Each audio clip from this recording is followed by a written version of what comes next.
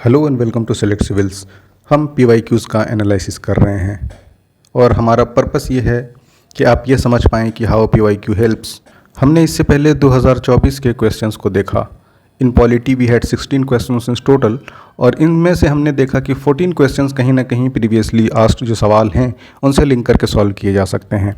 And ये मैं क्या कह रहा हूँ और इसके क्या एविडेंसेस हैं। If you are visiting this channel for the very first time तो हमने एक प्लेलिस्ट क्रिएट कर दिया है PYQs your only guide to prelims. वहाँ जाकर आप देख सकते हैं कि हमने क्वेश्चन नंबर मार दिया है, वहाँ डिफरेंट ईयर के आपके रेफरेंस के लिए लगा दी है वो, ताकि आप देख सकें कि सच में प्रीवियसली जो आस्क क्वेश्चंस हैं उनके ऑप्शंस को या तो ट्वीक करके या उसी को अगेन क्वेश्चन के तौर पे फॉर्म करके टाइम इन अगेन जिन थीम्स के आसपास पूछा जाता है। उसके बाद हमने जो शुरू किया है वो हम थीम वाइज अपने बुक से ई बुक जो है उसके डिफरेंट सेक्शंस को हम कवर कर रहे हैं। लास्ट लेक्चर में हमने फंडामेंटल राइट्स यानी पार्ट 3 को कवर किया था और आज का जो लेक्चर है वो हम देखेंगे कि DPSP से कैसे क्वेश्चंस पूछे गए हैं और ये कि DPSP के क्वेश्चंस कैसे अगर आप उसका एनालिसिस करते हैं PYQs का तो आपको हर साल मिलेंगे इंटरलिंकिंग्स और उन इंटरलिंकिंग्स के बेसिस पे PYQs के बेसिस पे आप अपकमिंग ईयर के क्वेश्चंस को या जो अभी 25 में प्रीलिम्स होने वाला है उसको सॉल्व कर सकते हैं। अगेन ये हमारा जो ई बुक है इसकी कॉपी है, उसी के पेजेस हैं और आज जो हम थीम कवर करेंगे वो DPSP होगा। ये जो मैपिंग है 2012 का ये 6ठा नंबर क्वेश्चन है। उसी तरह से ये साल 2013 है, उसका क्वेश्चन नंबर 38 है and this all questions are from set A। तो हमने ये मैपिंग की है डायरेक्टली जो ओरिजिनल UPSC की क्वेश्चन पेपर्स हैं वहाँ से आप इन क्वेश्चंस को देख सकते हैं। और हमारा अप्रोच क्या रहता है कि हमने सारे सब्जेक्ट्स को, B it polity, economy, geography, हमने सारे सब्जेक्ट्स को थीम वाइज कवर किया है, सेग्रीगेट किया है। ये जैसे थीम 3 है इसमें DPSP है, उसके बाद थीम 4 आपका आएगा जिसमें फंडामेंटल ड्यूटीज़, ऐसे अलग अलग सारे हमने सब्जेक्ट को थीम वाइज सेग्रीगेट किया है और थीम वाइज हमने फिर एक जैसे क्वेश्चंस को एक जगह पेस्ट किया है सो दैट आपको ये समझ आ जाए कि अल्टीमेटली PYQ इतना इंपॉर्टेंट है। अच्छा, ये फिर जितना भी आप मॉक टेस्ट सॉल्व कर लें, अलग अलग रिसोर्सेज को रेफ़र कर लें, जब तक PYQs पे आपको कमांड नहीं होगा, PYQs पे n number of lectures YouTube पे हैं। हमने जिस तरह से इसको एनालाइज किया है और इसका जो हमने ई बुक प्रिपेयर किया है you will find it nowhere, क्योंकि हमने क्वेश्चन का एनालिसिस किया है, उसके बाद हर ऑप्शन को हमने एनालाइज किया है कि व्हाट ऑप्शन से क्या एक्सट्रैक्ट कर सकते हैं जो कि अपकमिंग एग्जाम के लिए बेनिफिशियल होगा। और अगेन किस तरह के लिंकेज हैं वो आप अभी देखेंगे जब हम क्वेश्चंस को एनालाइज करेंगे। तो दैट बीइंग सेड शुरू करते हैं हम आज का थीम 3। और आप PYQs को नहीं करते अच्छे से तो आप अपने प्रीलिम्स के क्वालिफाई होने के चांसेस को बिल्कुल कम करते जा रहे हैं। ऑल राइट, ये पहला क्वेश्चन साल 2012 का 6ठा नंबर क्वेश्चन ये कह रहा है consider the following provisions under DPSP as enshrined in the constitution. तो आपको ये 4 स्टेटमेंट्स दिए गए हैं and then it is asking कि which of the following are Gandhian principles that are reflected in the DPSP of Indian constitution. So how you need to approach this question. एक तो तरीका है कि आप बस सॉल्व कर लें कि सिक्योरिंग इंडियन सिटीजन्स के लिए यूनिफॉर्म सिविल कोड ये DPSP का पार्ट नहीं है, so this will not be the answer. 1 यहाँ से कैंसिल हो जाता है and you direct reach to option number B यानी कि 2 and 3 organising village panchayat and तीसरा यानी promoting cottage industries in rural areas and again this is not a DPSP that belongs to Gandhian principle. But right approach is कि जैसे Indian citizen के लिए uniform civil code secure करना, तो आपको ये एक आइडिया लगना चाहिए when you analyse this type of question. Uniform civil code को अचीव करना इंडियन कॉन्स्टिट्यूशन में DPSP का पार्ट है, दिस इज आर्टिकल 44। और क्वेश्चन में आपको पूछ लिया गया है कि गांधीयन प्रिंसिपल क्या है, तो आपको ये एक इसका क्लासिफिकेशन पता होना चाहिए कि यूनिफॉर्म सिविल कोड ये पार्ट है आपका लिबरल इंटेलेक्चुअल प्रिंसिपल का। उसी तरह से ये दो तो आंसर ही है। देन अगेन हमारे पास securing for all workers a reasonable leisure and cultural opportunities, ये पार्ट है आपका सोशलिस्ट प्रिंसिपल का। इससे क्या होगा, आप एक सेग्रीगेशन समझ पाएंगे कि इंडियन कॉन्स्टिट्यूशन में DPSP को socialist, Gandhian and liberal intellectual principles में बांटा गया है।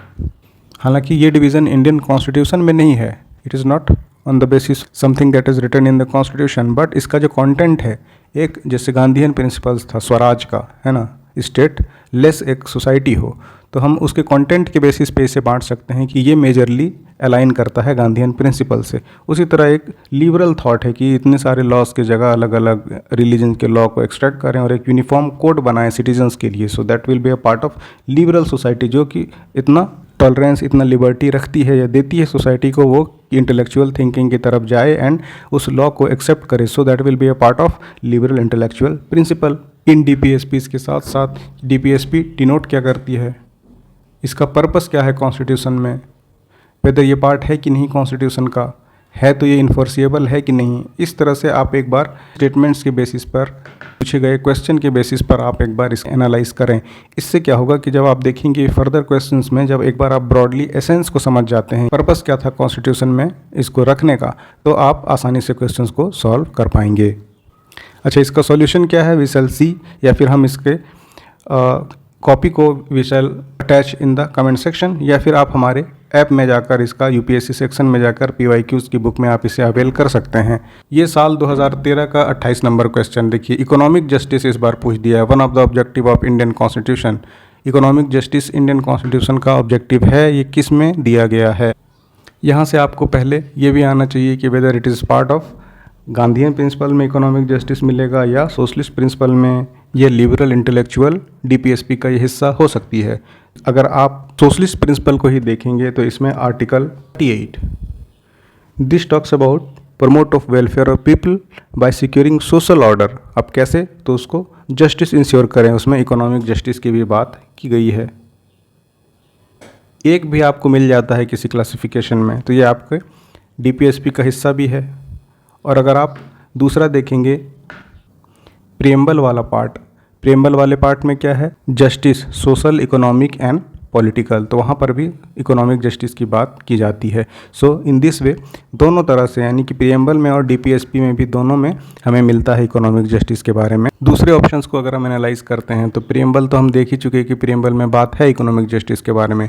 Then we have fundamental rights, fundamental rights में इकोनॉमिक जस्टिस की वैसी बात एक्सप्लिसिटली नहीं की गई है। This normally talks about the fundamental rights citizen होने के बेसिस पर। हमने कल भी डिस्कस किया था कि कुछ राइट्स हैं जो स्टेट नहीं इंक्रोच कर सकती, उसमें कोई दखल नहीं दे सकती, those are fundamental to humans या फिर सिटीजन्स, तो उसके बेसिस पर वो फंडामेंटल राइट्स डिसाइड किए जाते हैं और उनका इकोनॉमिक जस्टिस से कोई लेना देना नहीं है। इन दिस वे हम देखेंगे कि फंडामेंटल राइट और डीपीएसपी, यहाँ अगेन डीपीएसपी में हमने जैसे देखा आर्टिकल 38, उसी तरह से आर्टिकल 43 जिसमें कहा गया है टू प्रमोट कॉटेज इंडस्ट्रीज़, है ना, और cooperation on the basis of rural areas, तो ये भी कहीं ना कहीं इकोनॉमिक जस्टिस की बात कर रहे हैं कि अगर गांव में कॉटेज इंडस्ट्री लगाएंगे लोग तो उससे इक्वालिटी आएगी या इकोनॉमिक जस्टिस आएगा।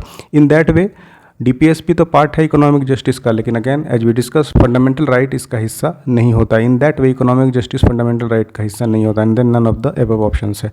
तो इस तरह से हमें पता लगता है कि ultimately what DPSPs are for.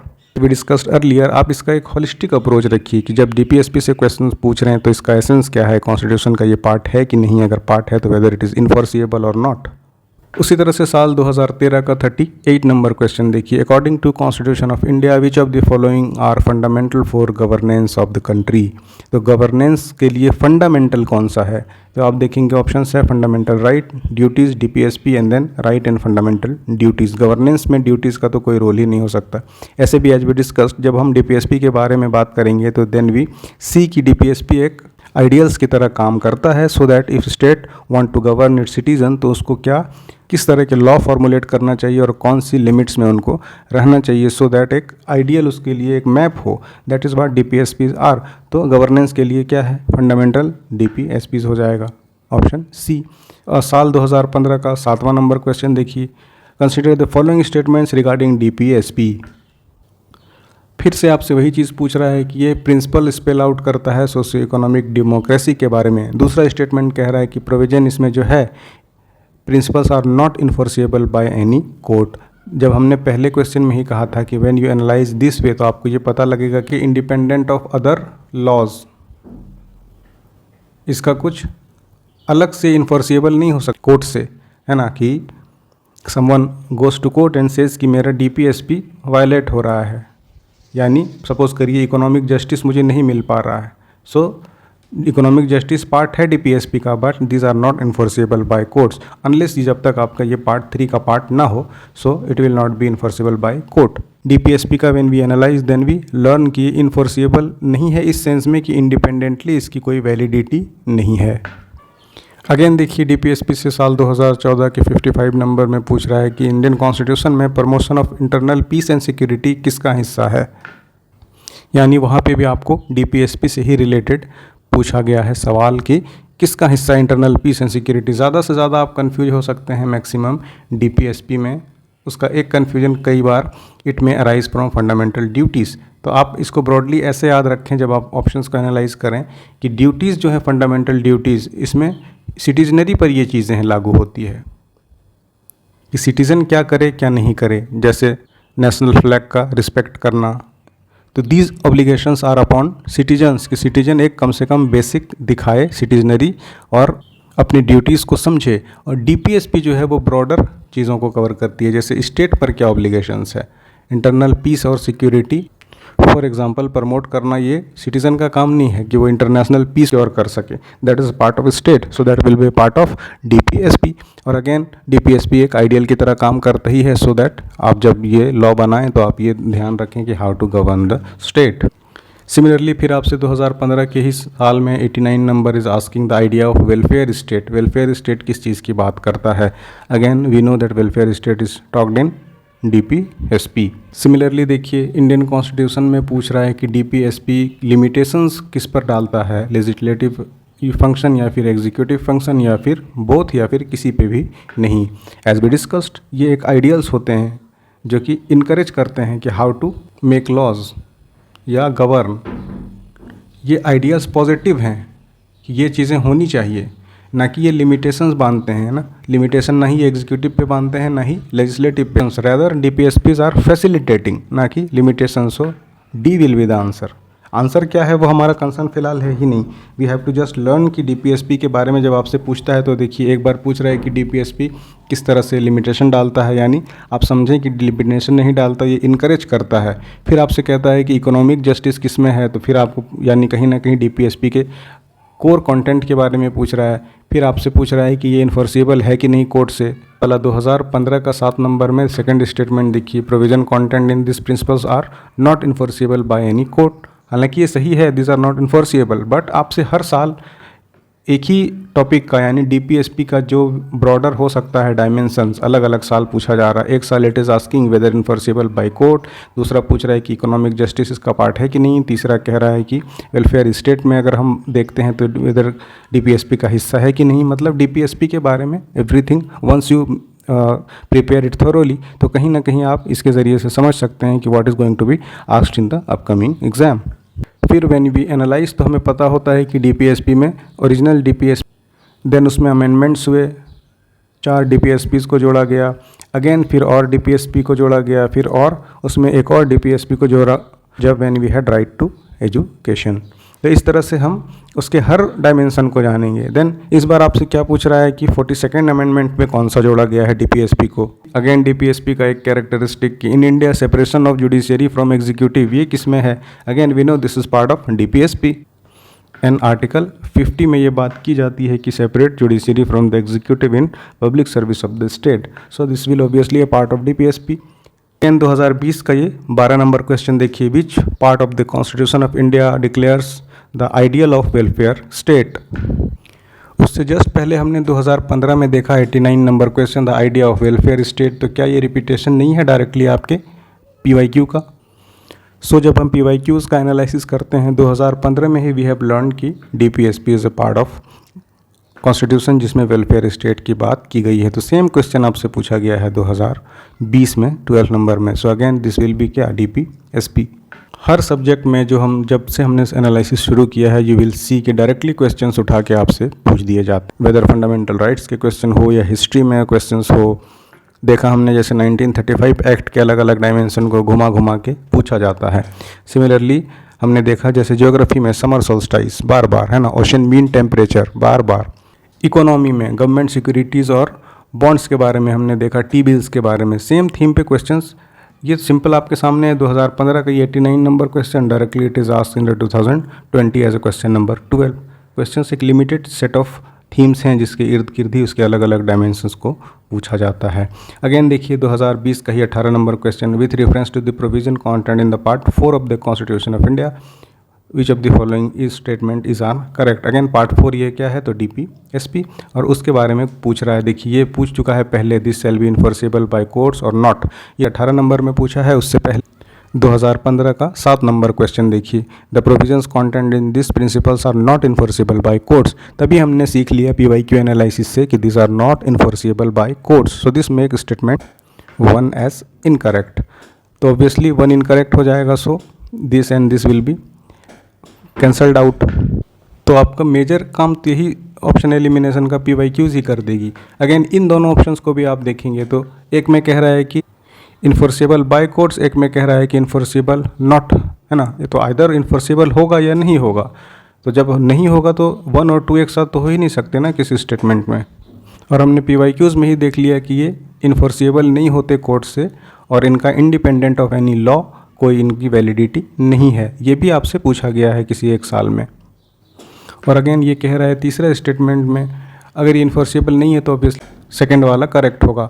And then it is saying कि प्रिंसिपल इसमें जो लेट डाउन किए गए हैं ये इन्फ्लुएंस करते हैं लॉ मेकिंग में। तो ऑब्वियसली हमने यही सीखा कि ये एक आइडियल्स की तरह काम करते हैं, सो दैट जब लॉ मेकिंग हो तो आप इन चीज़ों का ध्यान रखें। इन चीज़ों का मतलब जो 3 सेग्रीगेट है ब्रॉडली, सोशलिस्ट, प्रिंसिपल या लिबरल, इंटेलेक्चुअल। जैसे आप लॉ बनाएं तो आप ऐसे लॉ को प्रमोट करें जो कि वेलफेयर सोसाइटी को करता हो टारगेट। उसी तरह आप ऐसे लॉ बनाएं जो कॉटेज इंडस्ट्री को प्रमोट करता हो। सिमिलरली आप ऐसे लॉ को प्रमोट करें जो यूनिफॉर्म सिविल कोड की बात करता हो। यानी जब भी आप लॉ बनाएं तो आपको ये आइडियल्स पता होने चाहिए कि ये DPSP से इन्फ्लुएंस्ड हैं। That is what crux of this DPSPs are, कि ये आपके एक होलिस्टिक, एक ब्रॉडर आईने की तरह है कि इसको, इन आइडियल्स को आप दिमाग में रखें सो दैट आप लॉ को फ्रेम कर सकें।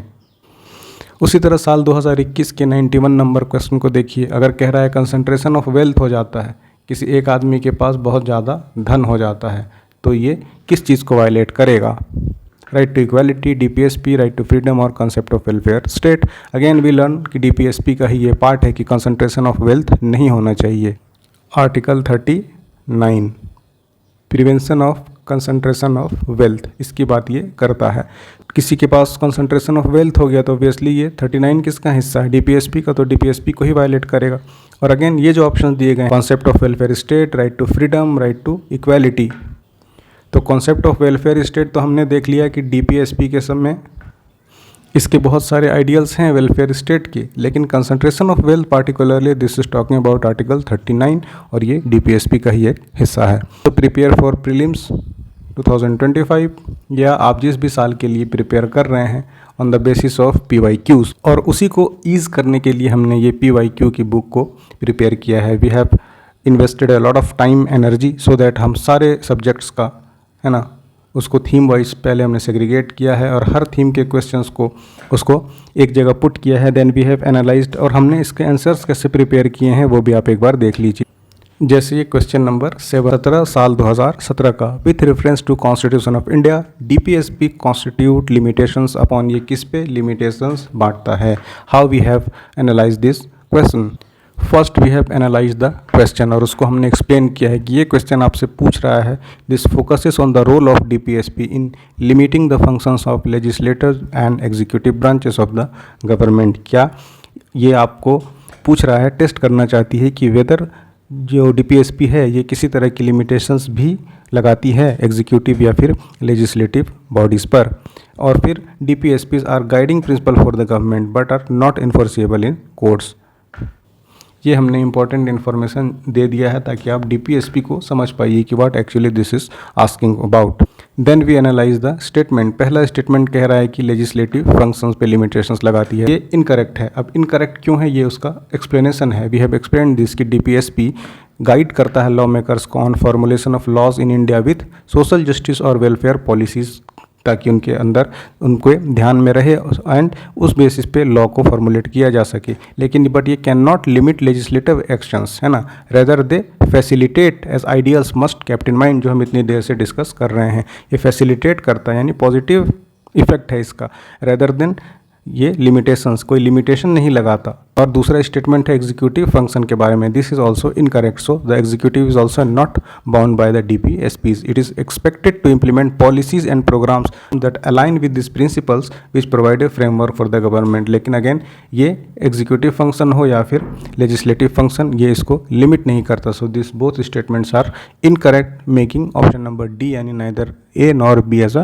right answer. So we have analyzed the question, then we have analyzed the statement, और फिर उससे आपको करेक्ट आंसर मिलता है कि neither 1 nor 2। फिर हमने टिप्स एंड ट्रिक्स भी ऐड किया है कि जब आप एनालाइज करें प्रीवियस ईयर क्वेश्चन को या इस तरह के सवाल को, तो आपको किस तरह की चीज़ें नोट करनी चाहिए, ध्यान में रखनी चाहिए। Note that this will sound correct at first instance but not, लेकिन be careful of the word play, है ना। आपसे कह रहा है कि लिमिटेशंस, वेदर ये लिमिटेशंस लगाती हैं, लेकिन असल में ये लिमिटेशंस नहीं लगाती, हद नहीं बांधती, फैसिलिटेट करती हैं। So this makes statement incorrect. Then DPSP का रोल आप जानिए। Keep in mind that while DPSP guide governance they are not enforceable. हमने जैसा देखा नॉन इन्फोर्सिएबिलिटी भी हमने देख ली कि ये limitations legally limiting what the government can do और शुड डू, है ना। तो इन्फोर्सिएबिलिटी DPSP की नहीं होती। In that way we have analyse the question and then फिर उसके सारे ऑप्शन, फिर correct answer and then we have added tips and tricks. तो ये आपके प्रीलिम्स के लिए एक बहुत ही बेहतर सोर्स होगा।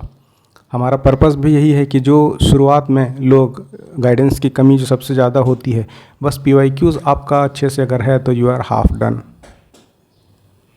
और यही चीज़ मोस्टली मिसिंग है कि लोग बस PYQ करो, how you have to do PYQs no one tells. तो हमने बहुत सारा एनर्जी और एफर्ट लगा के ये आपके लिए किया है। और अगर आपको चाहिए इसकी कॉपी तो you can simply go to the Select Civils app और आप वहाँ पर UPSC सेगमेंट में जाएं और वहाँ पर आप इसकी कॉपी जो ऐप ओनली है, पायरेसी का सीन ऐसा है कि we have to make it app only. अगर आपको हार्ड कॉपी भी चाहिए तो आप हमें टेलीग्राम पे भी जुड़ के @select civils या किसी और तरह की क्वेरी हो तो आप हमसे टेलीग्राम पे जुड़ सकते हैं, या ऐप पे भी आपको हार्ड कॉपी अगर चाहिए तो काइंडली लेट अस नो, वहाँ पे आप हमसे चैट कर सकते हैं, अपनी क्वेरी डाल सकते हैं। We shall be more than happy to help you.